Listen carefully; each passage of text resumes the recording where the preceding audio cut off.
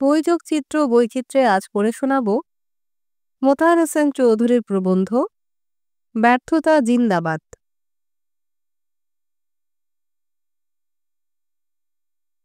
বৃদ্ধ ও তরুণ উভয়েরই নিজের ইচ্ছামতো কাজ করার, এমনকি ভুল করার অধিকার থাকা চাই, নইলে সমাজে প্রাণ দৈন্যের অবধি থাকে না।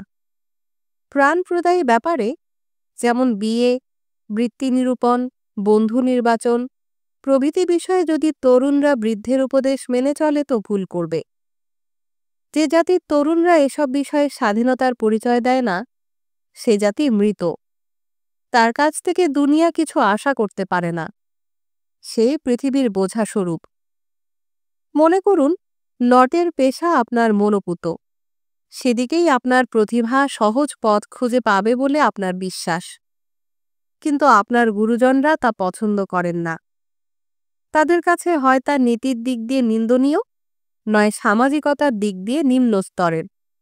তাই তা থেকে বিরত করবার জন্যে যত প্রকারের চাপ সম্ভব তারা আপনাকে দেবেন। হয় আমাদের ইচ্ছার বিরুদ্ধে গেলে আমরা তোমার সম্পর্ক ছিন্ন করব বলে তারা আপনাকে শাসাবেন, নয় কিছুদিনের মধ্যেই তুমি তোমার একগুঁয়েমির জন্য অনুতপ্ত হবে বলে ভয় দেখাবেন। কিন্তু আপনার দমলে চলবে না। হয়তো একথা ঠিক যে আপনার গলার স্বর খারাপ, অভিনয়ের প্রতিভা আপনার নেই, কিন্তু তাহলেও থিয়েটারে যোগ দিয়ে উপযুক্ত লোকের কাছ থেকেই তা জানা ভালো। অনুপযুক্ত লোকের কথায় কান পাতা ঠিক হবে না। সময়ের অপব্যয়ের কথা বলবেন জানি, কিন্তু চিন্তার কারণ নেই, এরপরেও বহু সময় হাতে থাকবে। অপচয়ের ভয়ে নিজেকে সংকুচিত করবেন না। জীবন যে ধনী, অপচয়ের দ্বারাই তা প্রমাণিত হয়। অতএব ভাবনা কি? একেবারে নির্ভুল জীবনযাপনের চেষ্টা ভালো নয়। প্রাণশক্তির অভাব ঘটে বলে তাতে জীবনে মরচে পড়ে। অভিজ্ঞতা সম্পন্নদের কথাই আপনি কান পাতবেন, অভিজ্ঞতাহীনদের কথায় নয়। আপনি আপনার পথটি অনুসরণ করে চললে মুরব্বীরা একদিন না একদিন আপনাকে সমর্থন করবেনই। আপনি যত দেরিতে ভাবছেন তার বহু পূর্বেই। সুতরাং মাভই নিষেধের কথা ভেবে না হোক নিজেকে বিচলিত করবেন না। আপনি কি জানেন না, সমাজ মরু সবসময়ই প্রতিভাতরুর রস শুষে নিতে চায়। যখন পারে না, তখন শত নির্যাতন সত্ত্বেও তরুটি ফুল ফোটায়। তখনই সে বলে ওঠে, দেখো দেখো কেমন ফুল ফুটিয়েছি। যেন এই ফুল ফোটানোর বাহাদুরিটা তারই।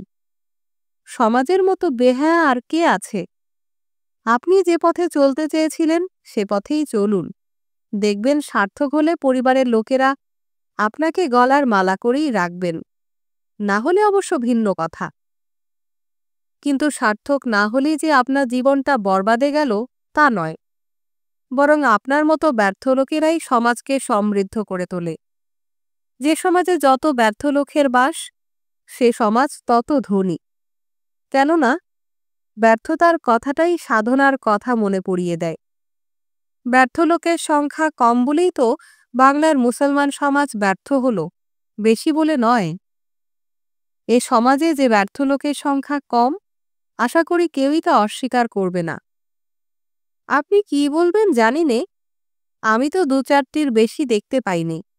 আপনি হয়তো বলবেন, কি বললেন? বাংলার মুসলমান সমাজে ব্যর্থ লোক নেই? হায় আল্লাহ, আপনি অন্ধ, একেবারেই অন্ধ। আর আপনার অন্ধতার গোড়ায় রয়েছে আপনার রোমান্টিসিজম। রোমান্টিসিজমের হিপনোটিজমে মুগ্ধ আছেন বলেই আপনি বাস্তবকে দেখতে পাচ্ছেন না। নইলে বলেন, বাংলার মুসলমান সমাজে ব্যর্থ লোক নেই? থাকলেও দু চারটি?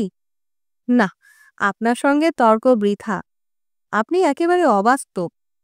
নইলে গরিবদের হাহাকারের কথা, আশান্বিত কর্মচারীদের নিরাশ হওয়ার কথা নিশ্চয়ই জানতেন। কত লেকচারার যে প্রফেসর, কত প্রফেসর যে প্রিন্সিপাল, কত প্রিন্সিপাল যে ডাইরেক্টর বাহাদুর হতে পারলেন না, তার খবর রাখেন কি? রাখলে বাংলার মুসলমান সমাজে ব্যর্থ লোক নেই এমন কথা কখনো মুখে আনতেন না। চারিদিকে যেখানে ব্যর্থতা জড়ানো, সেখানে ব্যর্থ লোক দেখতে না পারার মতো অন্ধতা আর কি হতে পারে? আমি বলবো, আপনি যে ব্যর্থতার কথা বলেছেন, সেই ব্যর্থতার প্রতি আমার দৃষ্টি নেই। পাকিস্তান হওয়ার পরে যেসব deputy magistrate, magistrate commissioner, commissioner governor হতে না পেরে চোখের পানিতে বুক ভাসাচ্ছেন, তাদের প্রতি আমি সম্পূর্ণ সহানুভূতি সম্পন্ন। কিন্তু আমি তাদের ব্যর্থতার কথা বলছি নে, বলছি সাধনার ব্যর্থতার কথা। সত্য সুন্দর বা কাল্পনিক কল্পনার ফলে যে ব্যর্থতার আবির্ভাব হয়, সেই ব্যর্থতার কথা। সাধনা বাইরের দিকে ব্যর্থ হলেও ভেতরের দিকে কোনো দিন ব্যর্থ হয় না। বামন হয়ে যারা চাঁদের দিকে হাত বাড়ায়, চাঁদের আলো কিছু না কিছু তাদের চিত্তে লেগে থাকেই। চাঁদকে তারা হয়তো পায় না, কিন্তু চাঁদের আলোকে পায়। যারা একটা বড় জিনিস চেয়ে ব্যর্থ হয়, তাদের অন্তরে সেই বড় জিনিসের ছাপ না থেকে পারে না। তাই ছোট ব্যাপারে সার্থকতার চেয়ে বড় ব্যাপারে ব্যর্থতা অনেক ভালো। তাতে করে মানুষটি বড় হয়, তার ভেতরের কালিমা কলুষ দূরীভূত হয়ে সে সুন্দর ও উজ্জ্বল হয়ে ওঠে। আর এই ধরনের সুন্দর মানুষের সংস্পর্শে সেই সমাজ সভ্যতা সংস্কৃতির ক্ষেত্রে এগিয়ে যায়। তাই বলেছি যে সমাজে যত ব্যর্থ লোকের বাস, সে সমাজ তত ধনী। যে বনে যত বেশি ঝরা ফুল, সে বনে তত বেশি বসন্ত এসেছে মনে করতে হবে। ব্যর্থ লোকের সংখ্যা বাড়ার মানে কি? যারা সৌন্দর্যকে কামনা করে তাদের সংখ্যা বাড়া, যারা প্রেমকে কামনা করে তাদের সংখ্যা বাড়া, যারা সত্যকে কামনা করে তাদের সংখ্যা বাড়া, এক কথা যারা সংস্কৃতিকে কামনা করে তাদের সংখ্যা বাড়া। সাধনার দ্বারা সোনা হতে চেয়ে যদি আপনি ব্যর্থকাম হন, তো তাতে দুঃখ নেই। কেননা সোনা না হলেও আপনি কোষ্ঠীপাথর হবেনই। আর সংস্কৃতি ক্ষেত্রে কোষ্ঠীপাথর হওয়াটাও কম কথা নয়। কোষ্ঠীপাথর হওয়ার দরুন সোনা কি চিজ তা আপনি সহজেই বলতে পারবেন। তাই সভ্যতা সৃষ্টির ব্যাপারে আপনার মূল্য অনেক, এমনকি প্রতিভাবানের চেয়েও বেশি। বেল সাহেব যখন বলেন সভ্যতা প্রতিভার সৃষ্টি নয়, সমাজদ্রোহীর সৃষ্টি, তখন ঠিকই বলেন। যে সমাজে সমাজদারি যত বেশি, সে সমাজ তত বেশি সভ্য। সমাজদারি মানে মূল্যবোধ। মূল্যবান শিল্প রচনা করলেও সব প্রতিভাবান মূল্যবোধের পরিচয় দেয় না। আর্ট সৃষ্টি করলেও অনেক সময় তা প্রাকৃতই থেকে যায়, আর্ট হয় না। তাদের রচনার পশ্চাতে থাকে একটা অন্ধ প্রেরণা, চক্ষুষ্মান প্রচেষ্টা নয়। সমাজদারের বেলা কিন্তু বড় হয়ে ওঠে চক্ষুষ্মান প্রয়াস। সে যা হতে চায় তাই হয়, অন্ধ প্রেরণার তাগিদে কিছু হয় না। প্রতিভাবান একতরফা, এক ঝোঁকা, সমাজদার বহু ভঙ্গিম। বহু প্রতিভাকে হজম করেই সমাজদার সমাজদার। সে স্রষ্টা না হলেও ভোক্তা, ভোজ্য দ্রব্যের মূল্য সম্বন্ধে সচেতন। প্রতিভাবানদের অনেক সময়ই সে চেতনা থাকে না। কাজেই প্রতিভা প্রকাশ করতে গিয়ে যদি আপনি ব্যর্থ হন, তো তাতে বিশেষ দুঃখ নেই। কেননা পরিণামে আপনি সমজদার হবেনই, আর সমজদার না হলেও নয়, হলেই সমাজের লাভ। প্রতিভাবান যে কখনো সমজদার হয় না, এমন কথা বলা আমার উদ্দেশ্য নয়। হয়, কিন্তু তাদের সংখ্যা নগণ্য। গেটে রবীন্দ্রনাথ আর কটি জন্মে? বেশিরভাগ প্রতিভাবানই তো সৃষ্টি মুহূর্তে মহান, পরমুহূর্তে সাধারণ। তারা সৌন্দর্য সৃষ্টি করতে পারে, কিন্তু সৌন্দর্য কি বস্তু তা বলতে পারে না। তাই শিল্পী হলেও জীবন শিল্পী তারা হতে পারে না। মানুষের দুটো ক্ষমতা, নাড়া দেওয়ার ক্ষমতা আর সাড়া দেওয়ার ক্ষমতা। নাড়া দেওয়ার ক্ষমতা প্রতিভাবানের, সাড়া দেওয়ার ক্ষমতা রসিকের বা সমজদারের। নাড়া দেওয়ার ক্ষমতার অনুশীলনেই জীবন শিল্পমণ্ডিত হয়। জীবনের দুটো শক্তি, নাড়া দেওয়ার শক্তি আর সাড়া দেওয়ার শক্তি। নাড়া দেওয়ার শক্তি প্রতিভাবানের, আর সাড়া দেওয়ার শক্তি সমজদারের। সাড়া দেওয়ার শক্তিটা খোদা দাদি, সমজদারের শক্তিটা সাধনালভ্য। সমজদারি মানে মূল্যবোধের অনুশীলন। পিতার ধনে পোদ্দারি করার সুযোগ পায় না বলে সমজদারদের মূল্যবোধের অনুশীলন করতে হয়। তাদের সাধনায় সমাজে মূল্যবোধ ছড়িয়ে পড়ে। সেটা একটা মন্দ নয় ধরনের লাভ নয়, বিশেষ লাভ। এরই ফলে সমাজ সাধ্যানুসারে ক্ষমতা লাভ করে। মানুষের চলার পথটি সহজ করে দেয়া নয়, কঠিন পথটি আনন্দময় করে তোলাই তার কাজ। শ্যামের বাঁশির দিকে কান রেখে পথের কাঁটা দোলে চলার কায়দাটি সে বাতলে দেয়। অধুনা সমাজতারী কথাটা ক্রিয়েটিভিটির চেয়েও কম মূল্য পেলেও আসলে কম মূল্য নয়। একটু তলিয়ে দেখলেই টের পাওয়া যাবে সমাজদারের হাতেই আত্ম উৎকর্ষের ভার, ক্রিয়েটিভিটির হাতে নয়। ক্রিয়েটিভিটির হাতে কেবল আত্মপ্রকাশের ক্ষমতা। ভেতরে যা আছে তা বাইরের ঠেলে প্রকাশ করে দাও, এই তার হুকুম। ভেতরটা মেজে ঘষে সুন্দর ও অনাবিল করে তোলা, অন্তরাত্মার পুষ্টি সাধন করো, এমন কথা সে বলে না। এই যে ভেতরে থেকে বাইরে প্রকাশের তাগিদ, এরই ফরাসি নাম অ্যালা ভাইটাল। বর্তমান জগৎ এরই প্রভাবে গতিচঞ্চল, প্রগতি এরই সন্তান। কেবল ব্যস্ততা, কেবল তাড়াহুড়া, কেবল ঠেলাঠেলি, অন্তরে কোনো গভীরতর প্রাপ্তির তাগিদ নেই। তাই হালে কালচারের কাল হয়ে দাঁড়িয়েছে এই ক্রিয়েটিভিটি কথাটা। গল্প, কবিতা ও শিল্প সৃষ্টির দ্বারা সকলেই মানুষকে চমকে দিতে চায়। শিল্প সাহিত্যের প্রভাবে এসে নিজেকে সুন্দর ও মহান করে তুলতে চায় কম লোকই। আত্মমার্জিতির দিকে নয়, আত্মপ্রকাশের দিকেই সকলের ঝোঁক। সকলেই চায় প্রতিষ্ঠা। বছর বছর অজস্র পুস্তক প্রকাশিত হওয়া সত্ত্বেও যে মানুষের তেমন উন্নয়ন হচ্ছে না, তার হেতুও এখানে। মানুষ ভাণ্ডার পূর্ণ করে দেওয়ার দিকে ঝোঁক নেই বলে অধুনা মানুষের অন্তর্জীবনটা ফাঁকা ও ফাঁপা হয়ে পড়েছে। গভীর অনুভূতিতে মুখ হয়ে যাওয়ায়, নীরবতার গানে কান পাতার প্রবৃত্তি কারও ভেতরেই নেই। সকলেই চায় কেবল দিতে, নিতে নয়। প্রশংসালোলুপ লেখক আর পাঠকে সমাজ ছেয়ে যাচ্ছে। সকলের মুখে কেবল বিশ্বের কথা, নিজের কথা, নিজের অন্তরাত্মার কথা কেউ আর বলে না। কিন্তু যখন আমরা বিশ্ব করছি, ততই যে অন্তরের দিক দিয়ে নিঃস্ব হয়ে পড়ছি, সেদিকে কারো ভ্রুক্ষেপ নেই।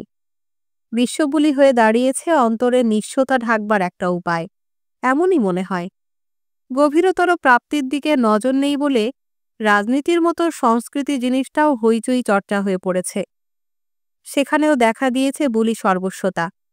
একটা আইডিয়ার প্রতিধ্বনি হয়ে চিন্তার বালাই থেকে মুক্তি পাওয়াই অধুনাতন সংস্কৃতির উদ্দেশ্য। তাই পুঁথির প্রতাপ দেখে যখন মোহিতলাল শঙ্কিত হন, তখন তার বিরুদ্ধে কিছুই বলার থাকে না। সত্যি তো, পুঁথি আজ জগদ্দল শিলার মতো মানুষের বুকের ওপর চেপে বসেছে। তার অন্তর্বিকাশে সহায়তা করছে সামান্যই। ভূমাপ্রীতি তার লক্ষ্য নয়, লক্ষ্য কেবল খণ্ডজ্ঞানে মস্তিষ্ক ভারাক্রান্ত করে তোলা। তাই আত্মার উজ্জীবন আর হয় না। লেখক কি পাঠক কেউই রূপান্তর কামনা করে না। সকলেই চায় শক্তির জলুস দেখিয়ে বাহবা পেতে। পাঠকদের যে গ্রহণ, তাও যেন সেদিকে লক্ষ্য রেখেই। কথা বলে লোককে চমকে দেওয়ার জন্যেই তারা বই পড়ে, আত্মপুষ্টির জন্য নয়। বই পড়ার দরুন বুদ্ধিরই কসরত হয়, আত্মার অনুশীলন হয় না। মুখে মুখে আধুনিক ইন্টেলেকচুয়াল বুলি, ভেতরে একটা ছদ্মবেশ, অসভ্যতার উপরে সভ্যতার পলেস্তারা। সকলেই চায় বিশ্বকে পরিবর্তিত করতে, নিজের রূপান্তরের দিকে কারোই ঝোঁক নেই। অথচ বিশ্বের চেয়ে নিজের ওপরই যে আমাদের অধিকার বেশি, নিজেকেই যে সহজে বদলানো যায়, সে কথাটা আমাদের মনে থাকে না। নিজেকে নীরবে ফুলের মতো বিকশিত করে তোলার আনন্দ আজ আর কেউ চায় না। সকলেই চায় সমারোহ প্রকাশ। সমারোহ প্রকাশ করার দিকেই সকলের ঝোঁক, হওয়ার দিকে নয়। অথচ কালচারের উদ্দেশ্য যে কিছু করা নয়, কিছু হওয়া, সুন্দর হওয়া, প্রেমিক হওয়া, নবীন হওয়া। এ তো একরকম অবিসংবাদিত সত্য। কিন্তু সচরাচর এই সত্যের প্রতি নজর রাখা হয় না বলে এক প্রকার সস্তা সংস্কৃতিতে জীবন ছেয়ে যায়। তাতে থাকে কেবল বুদ্ধির চটক, আত্মার গভীরতা নয়। তাই তা দিয়ে জীবনের দীনতা দূর হয় না। পুস্তক বাহুল্যের দরুন এই যে সস্তা সংস্কৃতি, এর অন্তঃসার শূন্যতার প্রতি গেটে বহু পূর্বেই ইঙ্গিত করেছেন। আমরা যে যুগে বাস করছি, তাতে প্রকর্ষ এমন ছড়িয়ে পড়েছে যে তরুণরা সেসব পাচ্ছে যেন নিঃশ্বাস প্রশ্বাসের মতো সহজভাবে। কাব্যদর্শন বিষয়ক চিন্তা আন্দোলিত হচ্ছে তাদের মধ্যে। তারা সেসব গ্রহণ করছে নিঃশ্বাস প্রশ্বাসের মতো, মনে করছে সেসব তাদের নিজস্ব সম্পদ। প্রকাশও করছে সেসব সেই ভঙ্গিতে, কিন্তু যুগের কাছ থেকে যা পেয়েছে তা যখন ফিরিয়ে দিচ্ছে সেই যুগকে, তখন তারা হয়ে পড়ছে নিঃস্ব। তারা যেন ফোয়ারা, কিছুক্ষণের জন্য চলে তাতে জলের খেলা, কিন্তু জল নিঃশেষিত হবার সঙ্গে হয় তার শেষ। আমাদের বেলায়ও তাই ঘটেছে। যুগের জিনিস যুগকে ফিরিয়ে দেওয়ার পরে আমরাও নিঃশেষিত হয়ে পড়ি। গভীরতর প্রাপ্তির দিকে নজর নেই বলেই এমনটা ঘটে, নইলে জীবন একটা ফাঁকা হয়ে পড়ত না। এই ধরনের বুদ্ধি সর্বস্ব অন্তঃসারশূন্য মানুষের দিকে তাকিয়ে গেতে যে নৈরাশ্যব্যঞ্জক উক্তি করেছেন, তাও এখানে উদ্ধৃতিযোগ্য। তিনি বলেছেন, মানুষ আরও সচেতন, আরও কুশাগ্র বুদ্ধি হবে, কিন্তু থাকবে না তাদের মহত্ব, সুখ, কর্মদক্ষতা। যদিও থাকে তবে বিশেষ বিশেষ যুগে। এমন কালের কথা ভাবতে পারি যখন ঈশ্বর মানুষে আর কোনো আনন্দ পাবেন না। তখন সব ভেঙে চুরে তিনি গড়বেন নতুন করে। আল্লাহ মানুষকে সৃষ্টি করেছেন তা জীবন উপভোগ করবার জন্যে। যদি উপভোগনীয় কিছুই না রইল, তবে তাকে আর রেখে কি লাভ? আল্লাহ উপভোগ করেন মানুষের ভেতরের বেদনশীলতা, আর তা বুদ্ধির ব্যাপার নয়, আত্মার ব্যাপার। তাই আত্মার তাগিদ তথা সৌন্দর্যের তাগিদ, মহত্বের তাগিদ যখন ফুরিয়ে যায়, তখন মানুষে আর আল্লাহর রুচি না হওয়ারই কথা। আল্লাহ বেদনাহীন তথা মহত্বহীন জীবন পছন্দ করেন না। Man is not the last word of God. এই বলে একালের লেখক বার্নার্ড শ মানুষকে ভয় দেখিয়েছেন তার ভবিষ্যৎ সম্বন্ধে বিখ্যাত গ্রন্থ ব্যাক টু ম্যাথুসেলায়। আর হাক্সলির ব্রেভ নিউ ওয়ার্ল্ডের অনুপম চরিত্র স্যাভেজের সৃষ্টিও এই বেদনাহীনতার প্রতিবাদী। যেখানে পশু মানুষটি তলিয়ে গিয়ে মানুষটি বড় হয়ে ওঠে না, যেখানে প্রতিযোগিতা, প্রতারণা, প্রতিহিংসা প্রভৃতি নীচ প্রবৃত্তিসমূহের জয় জয়কার, সেখানে ক্রিয়েটিভিটি থাকতে পারে, কিন্তু সমজদারি নৈব নৈব চ, হারগিজ নিস্ত। রিফাইনমেন্ট সমজদারেরই দান, ক্রিয়েটিভিটির নয়। ক্রিয়েটিভিটির গায়ে অনেক সময় লেগে থাকে আদিমতার গন্ধ। তা দিয়ে বড় কিছু সৃষ্ট হলেও অনুপম কিছু সৃষ্ট হয় না। সমজদারির লক্ষ্য রূপান্তর, নিজের ভেতরে সুন্দর ও মহৎ মানুষটির উন্মোচন। যেখানে এই রূপান্তর নেই, সেখানে সমজদারি নেই, সেখানে আছে কেবল চমক লাগানো শক্তির প্রকাশ। সমজদারি তো আর ক্রিয়েটিভিটির মতো একটা হঠাৎ আসা ব্যাপার নয় যে জীবনের উপর প্রভাব না রেখে চলে যাবে। তা সাধনালব্ধ ব্যাপার, আর সাধনার প্রভাব থাকেই। ক্রিয়েটিভিটি কথাটায় শক্তির প্রকাশই বড় হয়ে ওঠে, আত্মমার্জিতি নয়। সবচেয়ে বড় সৃষ্টি যে আত্মসৃষ্টি, ক্রিয়েটিভিটি বুলিবাদীদের পক্ষে তা বোঝা কঠিন হয়ে দাঁড়ায়। তাই তাদের জীবন ও রচনা অসংস্কৃতির গন্ধমুক্ত হতে পারে না। জোয়ারে জলের মতো কোথাকার একটা শক্তি এসে তাদের তোলপাড় করে দিয়ে যায়। তারপরে যে দীনতা, সে দীনতা। জীবনের উপর রচনার কোনো প্রভাব থাকে না বলে তাদের জীবন আর ইতর জীবনে বিশেষ কোনো পার্থক্য থাকে না। ক্ষণদ্যুতিকে স্থায়িত্বদানের চেষ্টা শুধু রচনায় হয়, জীবনে নয়। তাই জীবন ফাঁকা থেকে যায়। অথবা ভুল বলেছি, জীবন কোনোদিন ফাঁকা থাকে না। আল্লাহ না থাকলে সেখানে শয়তান থাকেই, সুন্দর না থাকলে তা অসুন্দরের আস্তানা হয়ে পড়েই। সমজদারদের কিন্তু ভিন্ন ধারা। অপরকে চমকে দেয়া নয়, নিজেকে খুশি ও সুন্দর করাই তাদের উদ্দেশ্য। তা বিনয়ের সন্তান, অহমিকার নয়। নিজের কৃত্রিম ঔজ্জ্বল্যে পীড়া বোধ করার সমজদারেরই পরিচয়। অপরেরা যেখানে গর্বে মাথা উঁচায়, সমজদাররা সেখানে লজ্জায় অধঃপতন হয়। মিথ্যা ঔজ্জ্বল্যে তারা তৃপ্ত হতে চায় না। ফাঁকি দিয়ে স্বর্গ কিনতে তারা নারাজ। তারা চায় খাঁটি জিনিস। কৃত্রিম পণ্যে যে জীবনের পসরা ব্যর্থ হয়ে যায়, তা তারা সবচেয়ে ভালো বোঝে। বলেছি, সমজদারি ব্যর্থতার দান। প্রতিভা প্রকাশ করতে গিয়ে যারা ব্যর্থ হয়, সাধারণত তারাই সমজদার হয়। অকৃতকার্যতাটা এখানে সাপে বর হয়ে দেখা দেয়। তাই ব্যর্থতা জিন্দাবাদ না বলে উপায় নেই। ব্যর্থতার দিকে মানুষকে ডাকুন, সমাজ সমৃদ্ধ হবে। বড় কাজে হাত দিয়ে যারা ব্যর্থ হয়, তারাই তো সমাজকে সমৃদ্ধ করে তোলে। এখানে একটা কথা মনে রাখা দরকার, সমজদারও সৃষ্টি করে, কিন্তু সে বই নয়, শিল্প নয়, নিজের অন্তরাত্মা। আর অন্তরাত্মার চেয়ে বড় সৃষ্টি আর কি হতে পারে? না, ব্যর্থতাকে ভয় করবেন না। সাহিত্য শিল্পের পথে পা বাড়ানো কি ব্যর্থতার পথে পা বাড়ানো নয়? ও পথে সার্থকতা লাভ করে আর কটি লোক। কিন্তু যারা ব্যর্থ হয় তাদের জীবনেও এমন একটা মূল্যবান জিনিসের আবির্ভাব হয় যা না হলে সমাজ সভ্যতার সংস্কৃতির পথে এগিয়ে যেতে পারে না। এ ধরনের ব্যর্থ লোকের দ্বারাই সমাজে নবপ্রাণ সঞ্চারিত হয়। পলিমাটি ফেলে ফেলে এরাই সমাজকে উর্বর করে দিয়ে যায়। তাই এদের মূল্য অনেক। শুধু ঢাউস নামের অধিকারীদের মনে রাখা তো অনেক সময় এক প্রকারের মোহ। সত্যকার সচেতনতার পরিচয় দেয়া হয় এদের মনে রাখলেই।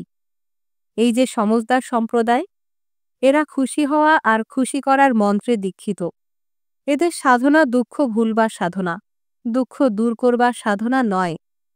মন ভোলাবার মন্ত্র এরা জানে।